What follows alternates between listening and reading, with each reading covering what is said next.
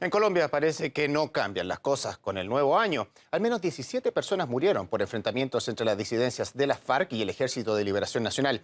El hecho se dio en el departamento de Arauca, en la frontera con Venezuela. Según medios locales, los grupos armados estarían disputándose el control de las rutas del narcotráfico y las extorsiones en la región.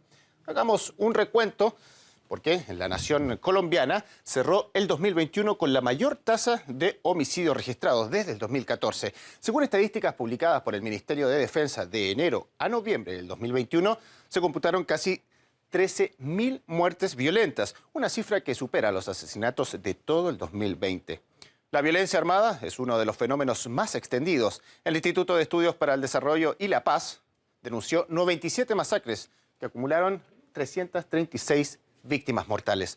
Las cifras de Indepaz demuestran que el año pasado fueron asesinados 171 líderes sociales y defensores de los derechos humanos. De ellos, 48 eran firmantes del acuerdo de paz. Otro problema que azota a Colombia son los desplazamientos forzados, que aumentaron un 169% en el 2021, con casi 83.000 afectados. El año pasado también estuvo marcado por el paro nacional, donde la ONU verificó 46 muertes. Hasta 28 asesinatos fueron atribuidos a integrantes de las fuerzas públicas. Ampliamos el tema en directo con Lilia Solano, activista y defensora de los derechos humanos. Buenos días. Hola, Lilia, ¿cómo estás? Te estamos escuchando, estamos en vivo. Cuéntanos, ¿qué opinas sobre la situación que vive Colombia en referencia a la violencia?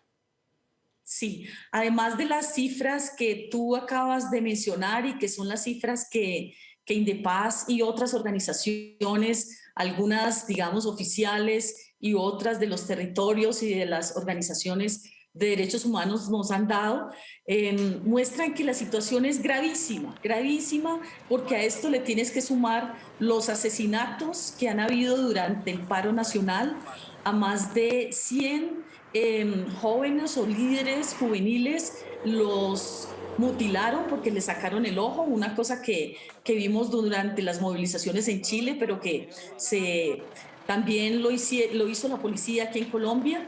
Víctimas, mujeres víctimas de violencia sexual, más de 40, 165 conflictos socioambientales, es decir, el panorama, si lo viéramos solo desde las cifras, es tremendo.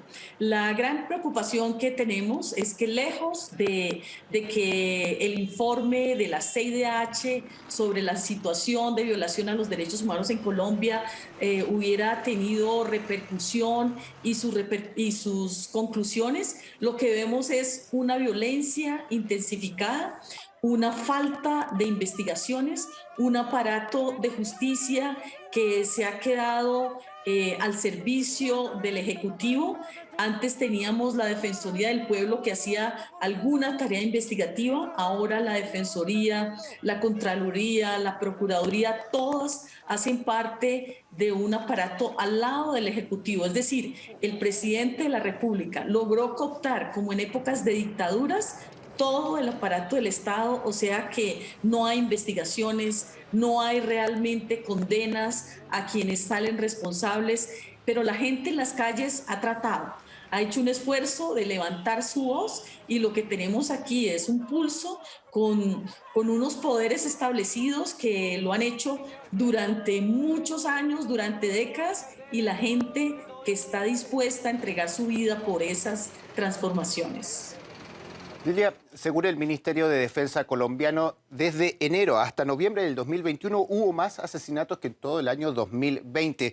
Entonces, en su opinión, ¿cómo se poner freno a la violencia finalmente si en Colombia los acuerdos de paz no están funcionando, al parecer?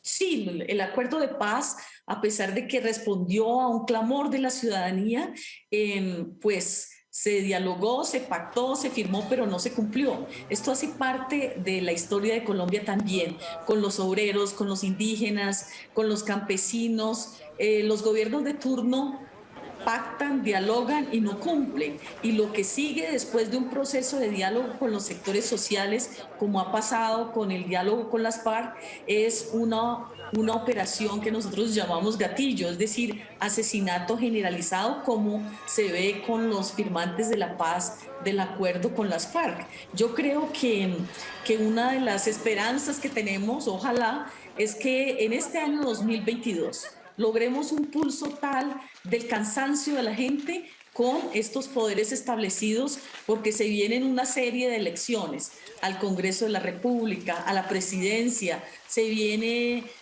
unos debates donde la gente ojalá pueda contar con una voz para cambiar esta realidad que ha significado un derramamiento de sangre que no para y obviamente no va a parar en el 2022. Y en ese sentido, entonces, bajo la administración de Iván Duque, un nuevo año más, ¿podríamos esperar un nuevo paro, quizá? Sí, yo creo que si las cosas siguen como van, es decir, un gobierno, uno de los peores gobiernos que hemos tenido, comprometido con el narcotráfico, comprometido con toda suerte de organizaciones paramilitares, como se ha probado, inclusive a través de audios, un gobierno paralizado porque quien dirige el gobierno realmente es el tutor, o sea, el expresidente Uribe. Y decir que Iván Duque ha sido un títere es poquito, ha sido gravísimo para la historia de este país. Y entonces vemos a todos estos poderes que en vez de responder al clamor de la población, lo que hacen es más represión, ¿no? La policía, el ejército, los grupos paramilitares, los grupos parapoliciales, todos estos se unen para defender sus intereses y ahí tenemos ese pulso que irá este año, pero la respuesta del gobierno, del presidente Duque, ha sido negar, ignorar y aprobar todas estas leyes que tengan que ver con mayor represión para la población. Lilia Solano, activista y defensora de los derechos humanos. Muchas gracias por este análisis.